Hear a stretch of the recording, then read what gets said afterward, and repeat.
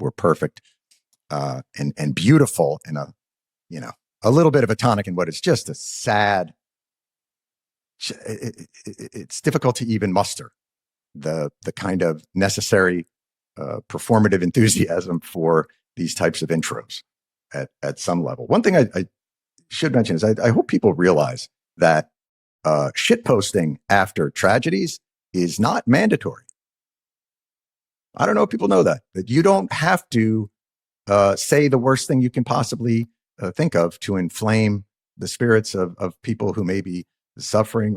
You can actually write it in a journal and put that journal under your mattress and not demonstrate to all those around you that you really lack humanity. You could write it on a piece.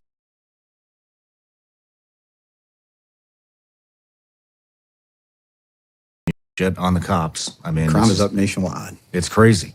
I mean, I see these videos in, where is it, San Francisco, where people are just looting. That's mind blowing. They're looting the department stores, Apple store. I mean, I've seen reels of them just walking in Apple stores and just jewelry stores, smashing glass, and then just leaving. It's crazy. That's not, somebody has to pay for that. Yeah.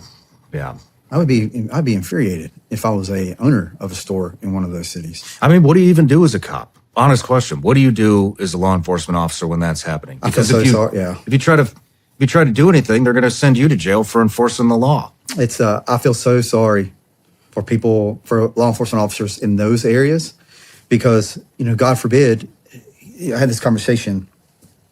Those guys, their job is to escape.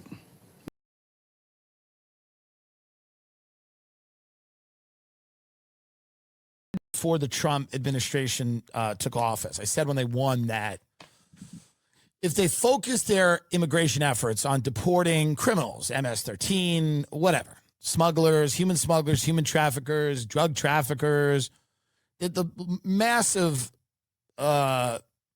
majority of the public would support them. Or even people that have just got here, people that are incredibly new to the country that had to be deported because they literally showed up. But when you go around and you're deporting people that have lived here for 17 years, when you're deporting people randomly in a church parking lot, when you're putting children in zip tie handcuffs, when you are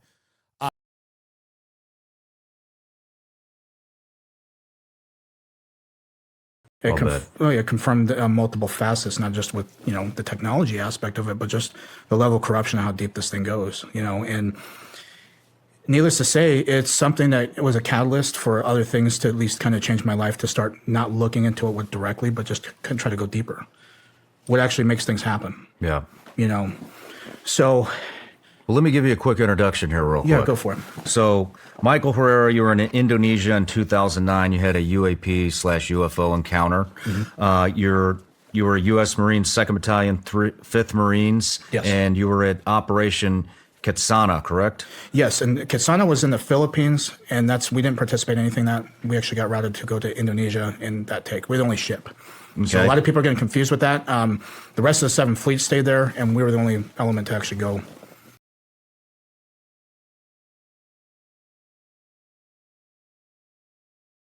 Even more trauma is when we did the undercover work and we pulled these children out of hell, we knew they were being traumatized, and we can immediately get them the help, the loving, the healing that they need.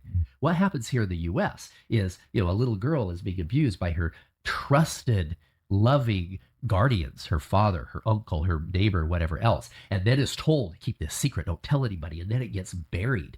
And her entire life, she's holding on to this trauma. Or even the boys. It's even worse with the boys, because very few of us as men ever talk about it. We're like, oh, that thing that happened when I was 8 by my uncle. If I talk about that, that's going to make me.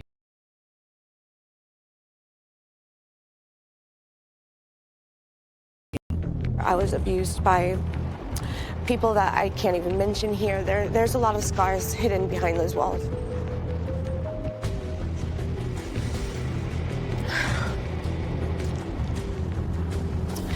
It should be ripped down. It should be burned to the ground.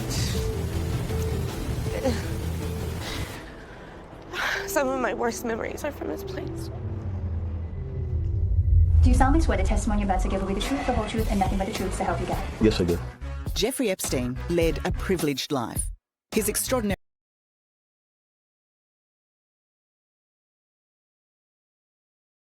people I dealt with were high-level drug traffickers who had hundreds of millions of dollars. I'm doing this interview in silhouette because 2 agencies and an intelligence agency informed me that the Medellin cartel issued a contract on my life.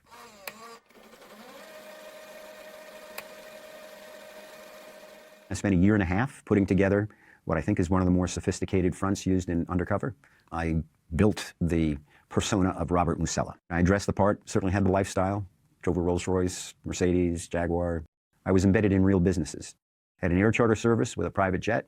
We had a jewelry chain with 30 locations on the East Coast. A lot of cash goes through the Diamond District every single day. So if you've got those kinds of businesses, you have a very good excuse for where the cash came from. I was embedded in an investment company, a mortgage brokerage business, and even a brokerage firm with a seat on the New York Stock Exchange. And then I and my partner began a 2-year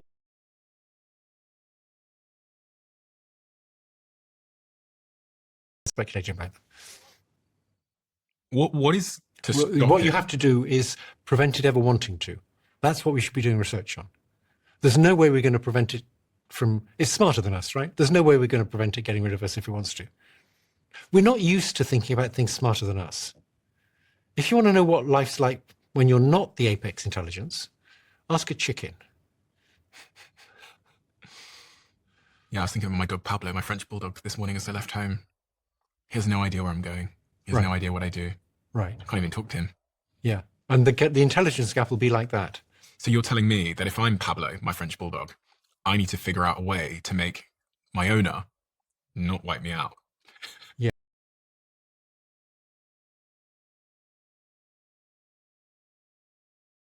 Benefit or the economic benefit of somebody other than themselves, and you're controlling them through force, fraud, or coercion.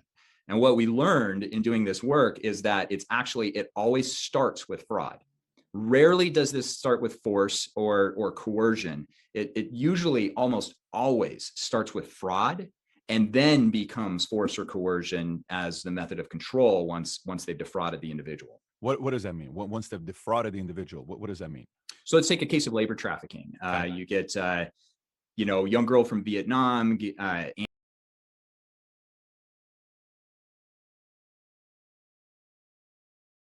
But it's an added layer of depravity when we consider that the bad guys in this story are actually the boys' parents. A family's home is supposed to be safe. It's supposed to be a place where the kids can trust their parents and feel at home, but instead, first responders call this a house of horrors. That's a direct quote.